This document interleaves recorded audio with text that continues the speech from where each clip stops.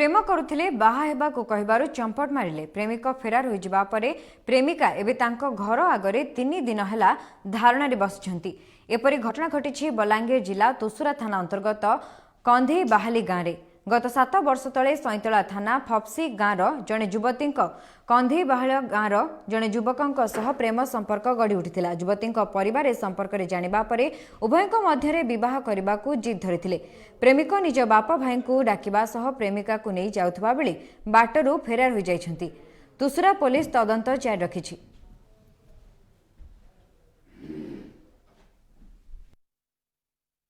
घर को इटा दाऊद हतांको घर आर पोषर सरपाल से आर मोर लव स्टोरी 7 वर्ष प्लस हलान माने 8 वर्ष चली आर सर से गत 7 तारीख दिन आम घर के रही राति आम घर के जो जाइए सर घर आम मीट कला टाइम से आम घर धरले ताकि आर मत धरले धरला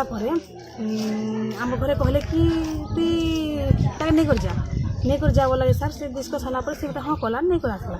कर आसला सर से मतलब अधा बात नानी मैं तो नानी बापा समस्त पहुँचे से टाइम जो आम घर लोग डाकले जी तो समस्त मिसिक सर मत आनले आ अधा बाटे सर मत छाड़देले आर